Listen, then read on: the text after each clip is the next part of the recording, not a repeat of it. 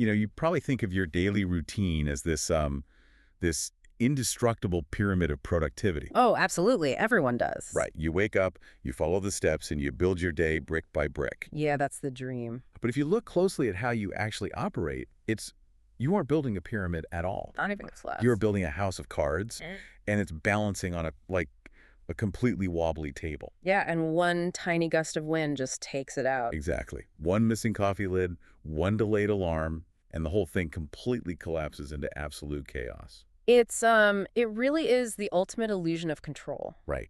I mean, we script our days down to the minute, believing that a tight schedule gives us stability. Yeah, we crave that stability. But what we're actually doing is maximizing our own fragility. Yeah. We're removing any margin for error. And that fragility is exactly what we're exploring today. Welcome to today's deep dive. We've got a really unique set of source materials for you today. We really do. On the surface, it's a transcript from an English language learning show featuring two speakers, Emily and Paul. Which ostensibly makes it a very functional, straightforward document. Just the lesson. Right. The stated goal of their show is just to teach beginners how to describe their day. So they are covering simple vocabulary, morning, night, first then. But reading through it, it accidentally provides this completely fascinating sociological breakdown of human habits. It really does sneak up on you. It exposes the fragility of our modern routines, the psychological weight of our daily transitions, and it even highlights these hidden conversational traps that you and I fall into every single day without even realizing it. So our mission for this deep dive is to look past the basic grammar lessons and actually analyze the specific language we use to construct our days. To really dig into it. Exactly. We're going to trace the human experience from the exact moment you open your eyes to the moment you fall asleep.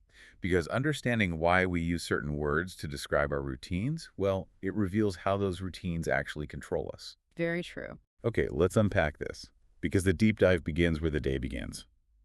In the source material, Emily and Paul start by contrasting two very different types of people. Right, the classic divide.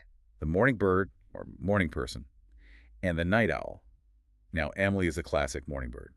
She talks about loving the sun and having her first cup of coffee at 6 a.m. Wow. Which, frankly, sounds exhausting to me. Yeah, I mean, it requires a very specific biological rhythm, sure. But then you have Paul, the night owl. Right, Paul's my guy. He loves the quiet of the night, but absolutely struggles to wake up. And as they break down their mornings for their listeners, they make a linguistic distinction that is surprisingly profound. I love this part. Yeah, Emily explains the difference between waking up and getting out of bed. Because we use those terms interchangeably, don't we? We do all the time. But she points out they're entirely separate events. Right. Like, Emily admits she wakes up at 6 a.m., but she doesn't actually get out of bed until 6:15 a.m. Right. And why is there a 15-minute delay? Because she's looking at her phone. The ubiquitous morning scroll. Exactly. What's fascinating here is how precise that language is, you know? Waking up is defined purely as the physical act of your eyes opening. Just the spark of consciousness. Right. But getting out of bed is when your feet actually touch the floor. It is the physical commitment to the reality of the day. To me, this 15-minute gap is like a modern purgatory. Purgatory, yeah. We are conscious, our eyes are open, but we are not yet participating in the physical world. We're just like hovering in this liminal space bathed in blue light. That's a great way to put it. We aren't asleep, but we aren't quite forced to be a person yet. And the source text directly addresses the most famous tool of that purgatory, which is the snooze button. Oh, the snooze button. Paul notes something incredibly poetic for what is supposed to be a basic language lesson. He points out that the word snooze sounds like a sleepy bee. A sleepy bee. Yeah. Snooze. Snooze. I mean, say it out loud wherever you're listening to this. It does sound exactly like a heavy, slow-moving bee. It really does, and it's a playful phonetic observation, but psychologically, it highlights the universal human desire to delay reality just a little bit longer. Just 5 more minutes. Right, think about the mechanism here. We invent technologies, literal buttons on our clocks, to institutionalize our own procrastination. Wow. We are buying ourselves 5 more minutes in that purgatory because the transition from the private dream world to the demanding public physical world is intensely jarring. It's jarring. Your brain is trying to soften the blow. But eventually, I mean, the bee has to stop buzzing. You have to put both feet on the floor. Unfortunately, yes. Which brings us to the next challenge, which is how we sequence the absolute chaos of the morning once we actually cross that threshold. Yeah, to build the architecture of our lives, the source outlines what they call sequencing words. Right. Words like first, then, next, after that. And also frequency words. Always, usually, sometimes, never. And these aren't just vocabulary terms. No, not at all. They are the bricks and mortar of our daily narratives. They dictate how we process time. You really see the contrast when you look at how Emily and Paul use these words. Like, let's look at Paul's morning. Okay. First, he wakes up at 8 a.m., then he goes to the kitchen, drinks a big glass of water. Next, he brushes his teeth, washes his face. Very systematic. After that, he makes breakfast. He notes it's usually eggs and toast. And he mentions that he always listens to music while getting dressed because it makes him happy. It is a highly structured, rhythmic, step-by-step progression. Every action is a domino knocking into the next. Right.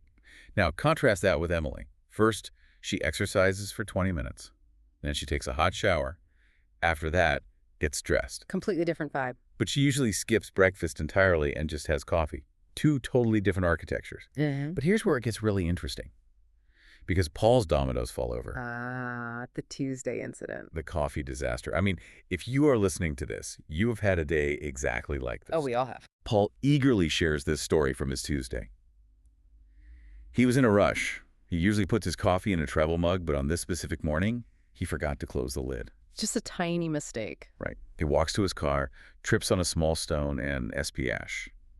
Total devastation. The worst. Coffee everywhere. On his white shirt, on his shoes, and tragically on his cat, who was standing near the door. The unfortunate birth of the coffee cat. Poor coffee cat. The cat runs away, obviously terrified. Paul has to go back inside, change his clothes, clean the floor, and ends up being 30 minutes late for work. Whoa. All because of one unclosed lid on a travel mug.